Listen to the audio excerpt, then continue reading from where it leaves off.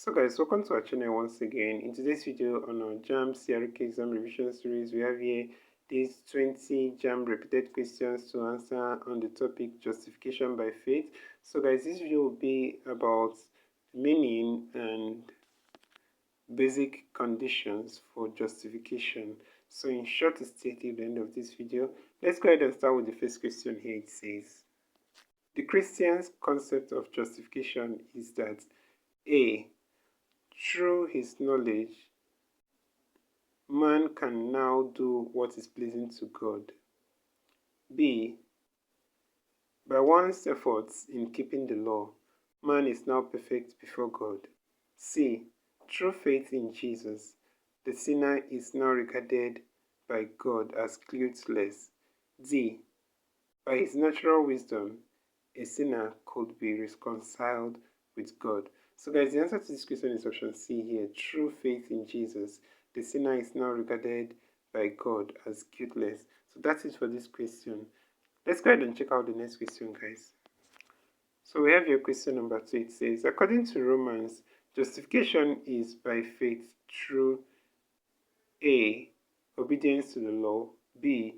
Being filled with the Holy Spirit. C. Redemption in Christ. D. Works of righteousness. So guys, the answer to this question is option C, redemption in Christ. So that's it for this question. Let's go ahead and check out the next question, guys. So we have here question number 3. It says, according to Romans, when man confesses with his lips, he is A. saved, B. humbled, C. exalted, D. gratified. So guys, the answer to this question is option A, that's saved. And that's it for this question. Let's go ahead and check out the next question, guys. So we have here question number 4. It says, according to Paul, what bear witness to the righteousness of God are A. faith and the prophets, B. faith and the law, C. the law and the prophets, D. grace and saving gifts. So guys, the answer to this question is option C here, the law and the prophets, and that's it for this question. So we have here the next question here, question number 5. It says, those who keep all the laws but fail at one are A. punished a little, B. to ask for forgiveness, C. be forgiven in heaven, D. guilty of all. So guys, they are actually guilty of all, and that's option D. So option D is the answer to this question. Let's go ahead and check out the next question, guys. So we have here question number 6. It says, in the letter to the Hebrews, it is found that despite the victory through faith in God of the men of the old, they did not receive what was promised. What was this promise? We have A. the Holy Spirit, B. reward, C. Jesus Christ, D. the law.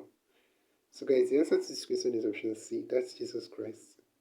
And that's it for this question. Let's go ahead and check out the next question. So we have here question number 7. It says, in St. Paul's teaching on justification by faith, Christians can only be justified by A. strict observance of the law, B. works of righteousness, C. God's opportunity of which they are unworthy, D. obeying Christ's new communication. So guys, the answer to this question is option C, God's opportunity of which they are unworthy. And that's it for this question. So let's check out the next question, guys. So here we have question number 8. It says, Paul in his epistle to the Galatians acknowledged that Christians are being justified by their A. faith in Christ, B. love for Christ, C. belief in Jesus, D. humility. So guys, the answer to this question is option A, faith in Christ. And that's it for this question. So we'll head on to the next question, guys. So we have here question number 9. It says, according to Galatians, what makes all believers sons of God is A. the law, B. faith in Jesus Christ, C. righteousness of God, D. faith in God. So guys, the answer to this question is option B here, that's faith in Christ Jesus. And that's it for this question. So let's go ahead and check out the next question, guys. So guys, the next question we have here is question number 10. It says, "It is the gift of God, not of works, lest anyone should boast. For we are his workmanship, created in Christ Jesus for good works, which God prepared beforehand that we should walk in them." It here refers to A. Grace, B. Law, C. Humility, D. Faith. So guys, the answer to this question here is option A, that's grace. And that's it for this question. So let's go ahead and check out the next question, guys. So we have here question number 11. It says, "The word is near you, on your lips and in your heart." The word in Paul's statement above refers to A. Peace, B. Grace, C. Power, D. Faith. So guys, the answer to this question is option D, that's faith. And that's it for this question. So let's check out the next question, guys. We have here question number 12. It says, "God has extended the promise he made to Abraham to all those who share his faith based on A. Descent from Abraham, B. Observance of the law, C. Righteousness of faith, D. The grace of God." So guys, the answer to this question is option C here, righteousness of faith. And that's it for this question. So let's move on to the next question, guys. So we have here question number 13. It says, "Justification by grace shows that work is A. Not required for salvation, B. The primary requisite for salvation, C. Opposed to salvation, D. Complementary to grace." So guys, the answer to this question is option A. That's not required for salvation. So that's it for this question. So let's check out the next question, guys. So we have here question number 14. It says, "According to Galatians, Christ redeemed us from the curse of the law by A. Ascending into heavens, B. Dying on the cross, C. Resurrecting from the dead, D. Becoming a curse for us." So guys, the answer to this question is option D, becoming a curse for us. And that's it for this question. So let's check out the next question, guys. So we have here question number 15. It says, "According to Romans, for a believer to be justified by faith, the law and the prophets have to A. Be in peace, B. Bear witness, C. Be united, D. Be separated." So guys, the answer to this question is option B here, bear witness. And that's it for this question. So let's go ahead and check out the next question, guys. So we have here question number 16. It says, "According to Galatians, Christians are redeemed in Christ to A. Receive the blessing of Abraham, B. Receive the Holy Spirit, C. Be justified, D. Become sons of the kingdom." So guys, the answer to this question is option A. Receive the blessing of Abraham. And that's it for this question. So let's proceed to the next question, guys. So we have here question number 17. It says, "The condition for justification according to Paul is A. Possession of spiritual gifts, B. Faith in Christ crucified, C. Ability to keep God's commandments, D.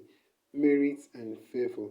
So guys, the answer to this question is option B here, faith in Christ crucified.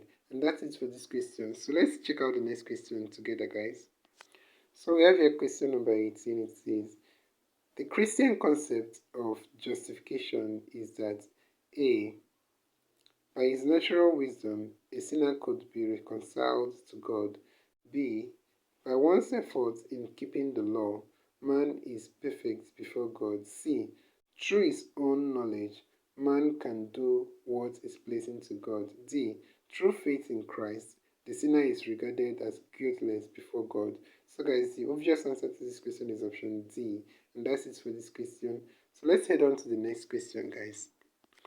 So here we have question number 19. It says, "For all have sinned and come short of the glory of God, but we are being justified A. By grace, B. Because we are the works of his creation, C.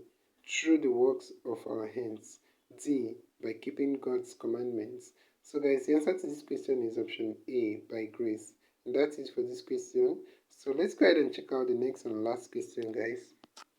So we have here question number 20 of 20.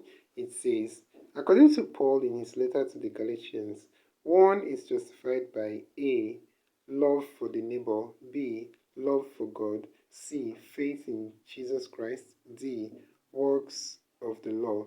So guys, the answer to this question is option C here, faith in Jesus Christ. And that's it for this question.